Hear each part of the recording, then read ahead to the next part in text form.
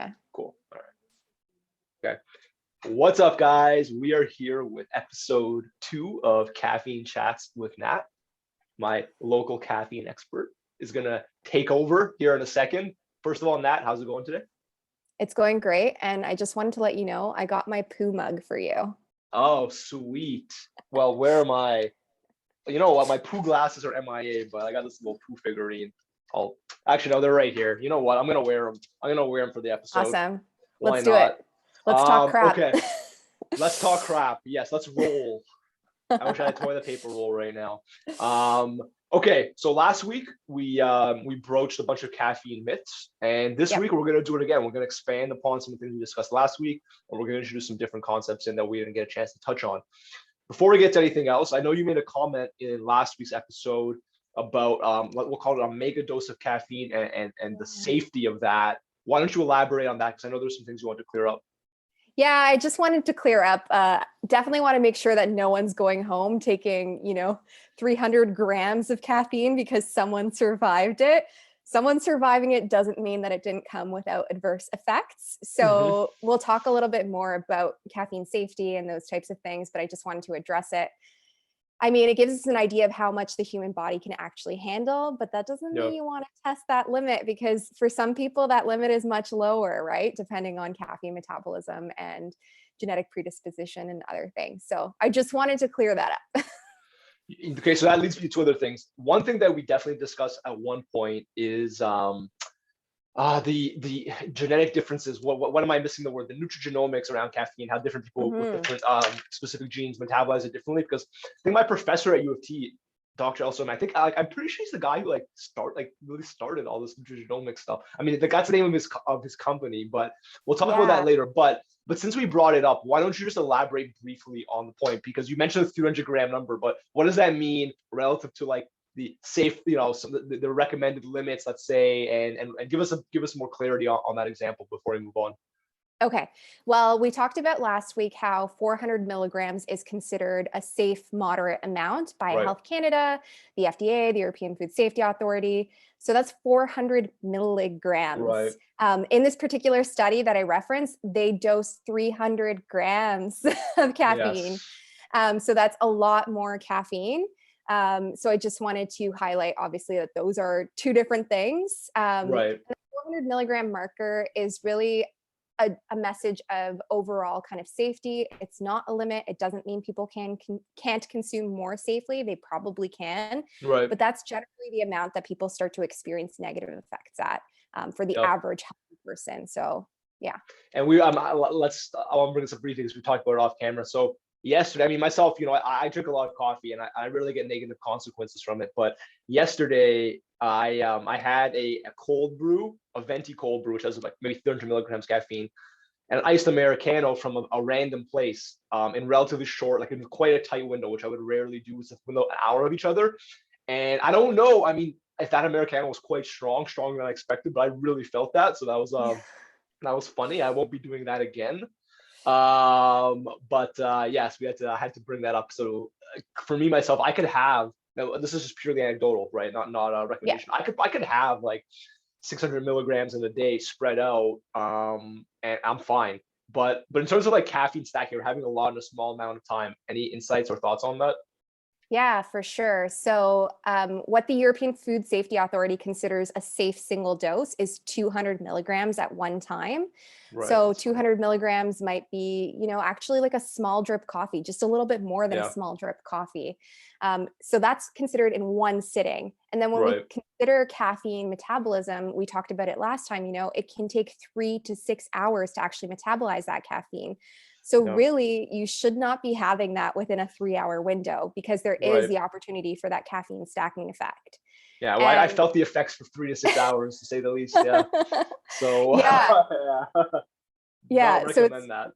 No, definitely not recommended. And that's kind of where people often get more of those negative effects. And especially with people who are potentially caffeine sensitive or have that gene, like you mentioned. So the nutrigenomics piece.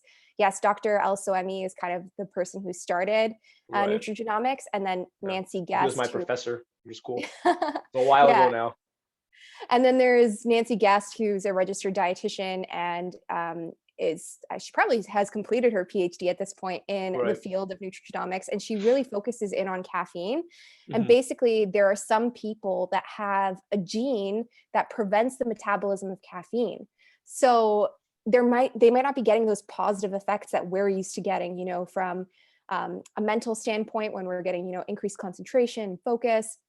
They might not be getting the But you hear those benefits when people they're, say, right? Like, oh, I'm one yeah, of those, like, coffee doesn't do anything for me. Whether it's due to that or not. I mean, well, these days you can easily you can get tested for that, right? Thanks to companies and the work of people like people like them. But yeah, that's exactly. interesting. Yeah. So let me ask you this then, kind of a two-parter, but I'll let you take it where you will. So I know last time we discussed like the two top sources of caffeine, right, in terms of like dietary intake are coffee and tea, but there are other Yeah. sources. So let's go through those, and then let's also hear your thoughts on the difference between natural and synthetic caffeine. It doesn't matter if I have it, from coffee versus if I have it in a pre-workout. I know we're going to talk about a pre-workout example later too. So yeah, shoot on that. Yeah. Awesome. So like you mentioned, predominantly the sources of caffeine that Canadians consume are coffee and tea. I think it's like Hmm. 93%. Okay. And I think the average Canadian has like 2.67 cups of coffee a day, Okay. which just kind of gives you a perspective on how much coffee Canadians are consuming. I think we're actually in the higher kind of levels. And like you mentioned, there's different sources of caffeine. So you might find, natural sources of caffeine in beverages that contain coffee beans, beverages that contain tea leaves. So any variation of those things might contain caffeine. You might also get caffeine from beverages that contain other kind of herbal ingredients. So if you've ever heard of guarana is a bean Right. that naturally contains caffeine, often added into energy drinks. Most recently, I've seen a lot of guayasa come up. Guayasa is a plant that Okay. contains caffeine. And again, they're being added into energy drinks. And then you also have, other natural forms of caffeine that you might not be drinking, but you don't even realize. So things like dark chocolate, for example, dark chocolate contains caffeine. I remember talking to someone who was like, yeah, I have 2 squares of dark chocolate every night before bed and I can't sleep. And I'm like, Oh, that's dude, funny. it's because you're literally consuming caffeine right before bedtime. So those are kind of the natural sources. And then you have the synthetic sources of caffeine. So synthetic sources of caffeine might be added into things like energy drinks, might be added into things like pre-workouts, or caffeine gels, for example. Those are all kind of good examples of synthetic sources of caffeine. It's Right. also commonly added into medications. So sometimes your Tylenol might contain caffeine if it's specially formulated for headaches. Right. So Okay. yeah, those are the different examples. And then I know Let me you ask. Let me mentioned, ask you this. yeah, This is actually on my mind, and I'm actually not 100% sure of the answer. And this is relevant. So, because I know my clients ask me like, so you might have like a specialty product that has green tea extract, let's say, and that might be the source, and potentially that's the source of caffeine, right? yeah, So just to be clear, like, and companies, I think they know what they're doing when they put that on there. I think to give people the impression that this is better for some reason or whatever the case may be as it relates to a source of caffeine. So I'll let you respond to that as part of your answer about the synthetic versus natural. yeah, that's honestly, Andy, I get this question all the time. And it's a really interesting one because Hmm. if you think about like a consumer going into a pharmacy, Right. they're buying vitamin D, they're buying vitamin C, they're buying, B vitamins, whatever it is. They're buying synthetic forms of those things and they don't think of Right. it any differently. They're That's a not good point. thinking, Yeah. this synthetic vitamin is any different. No, it's not. Hmm. At the end of the day, like caffeine is Same caffeine. chemical No, structure. exactly. No matter where it's coming from. So whether it's extracted from green tea or whether it's produced synthetically in a lab, it's the exact same molecule. Your body is not recognizing the difference. Right. The only difference is what you said last week, actually, is if you're comparing caffeine as a molecule to, coffee or tea as a whole food, which has other Yeah. Or ingredients like dark chocolate as well has lots of antioxidants as exactly. well. So that there's definitely a point of differentiation there. Yeah. Yeah. But if we're talking about caffeine versus caffeine, your body is not recognizing the difference one versus the other. Okay. So let's talk then about synthetic caffeine in the form of like pre-workouts or other products like that. I mean, I know you want to talk about the whole concept of like dry scooping caffeine like pre-workouts. Like what are your thoughts there? Why did you want to talk about that? I'm I wanted to intrigued. talk. Yeah, I wanted to talk about it honestly because this seems to be a trend on TikTok these days, where people are Yeah. literally dry scooping pre-workout.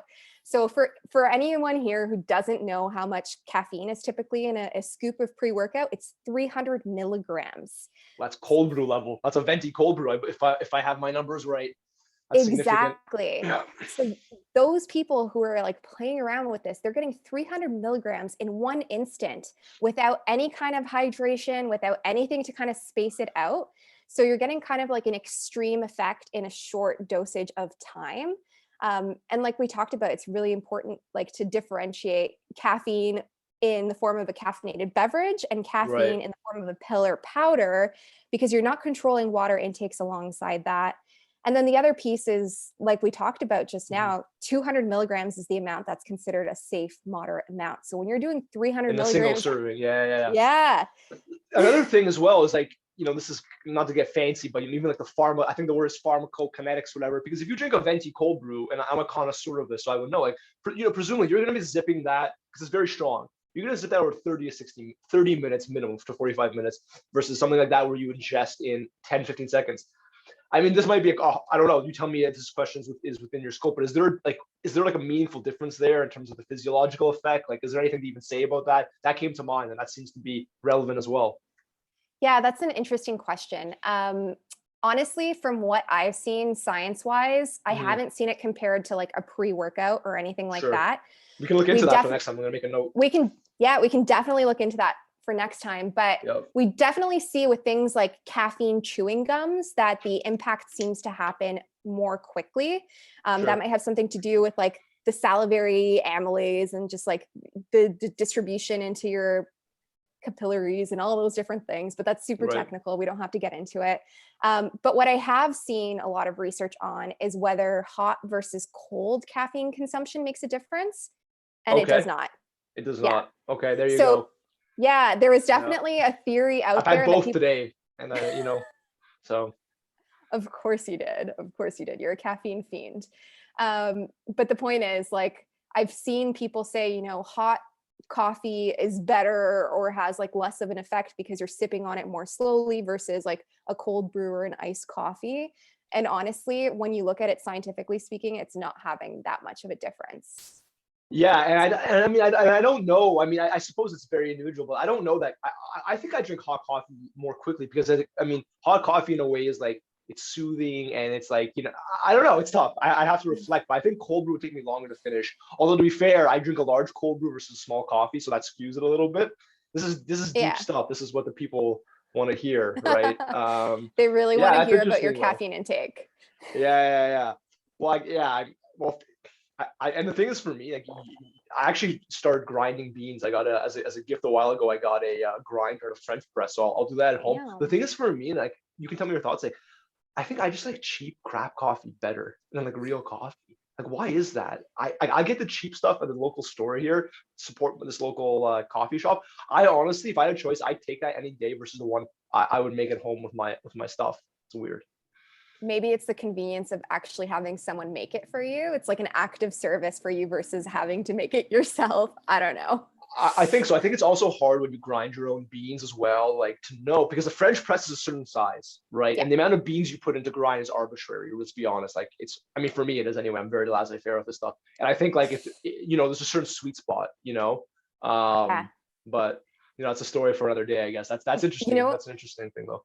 you know what you just made me think of though? Yeah, Another popular myth, or not myth, but something that people don't necessarily know about yeah, coffee is that nature does not allow for consistency. So if you think about synthetic versus natural caffeine, this is kind of how it's different. yeah. So caffeine content in a coffee bean is going to vary depending on the roast. It's going to vary Right, depending on the processing. And it can vary as much as 100 milligrams in the same size coffee. So there's actually studies done, going to the same coffee shops every single right, day, and the caffeine content can vary up to 100 milligrams. So that's why some days people might be drinking their coffee and they're like, wow, like I'm really feeling this today. And then other days they're like, oh, this isn't cutting it for me. It's right. because caffeine actually varies quite a bit in a natural kind of source. So even tea, for example, depending on how long you steep it, it could be higher in caffeine or lower in caffeine. And I wonder how much that affects it. I mean, I don't know. Those are hard numbers I'm going to make a note here for next time because we take things seriously here. But let me ask you this then. I mean, because I actually don't know this. Yeah. And if you don't know, that's okay. It's reasonable. But dark roast versus light roast, like which one has more caffeine baseline? Okay. So you would be really surprised because you think dark Nothing for some surprises reason me anymore. Don't worry. I mean, some people think, dark roast for some I reason would they have thought that. associate You're that right. with more, but actually like the blonde roasts typically have the most caffeine. There you go. It's tempting to make a blonde joke, but I won't. That's funny though. You're talking to a blonde. It's inappropriate. I honestly couldn't even think of a good one anyway. I'll be honest. So that's what I said. But that's cool. That's cool. Okay, fair enough. That's a fun fact. All right, we're dropping. I like this. We're dropping a lot of fun facts. I'm learning as well. And I think there's also room for improvement in my own caffeine knowledge because you know, and I think you know this as well. It's so easy to get caught up in your own in a basic narrative when really there's a lot like coffee and caffeine is really a massive subject. And the next episode, like we already talked about this, but in terms of like looking into more specifically the physiological effects and even the pharmacokinetics, like a fancy way to say how different dosages and how that timing matters in terms of its effect. Like I'm going to come prepared and we'll talk about that at length next time. But I have on my little agenda here, the caffeine crash. Is that a thing? What are people referring to? Thoughts? Yeah, so this is really interesting. I've heard this myth come up many, many times where people think that they're crashing after caffeine. And I think it's a really important one to address because I think they're looking at kind of like at blood sugar levels, like, how people say like, oh, I got the sugar crash or whatever.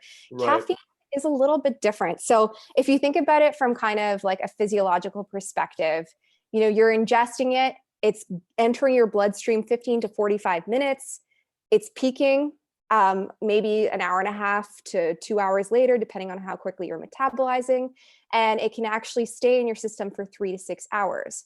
Now, so the idea is that you would kind of go back to your baseline. But what happens in those kind of 6 hours in between? You're going about your day, you're working out, you're doing other things.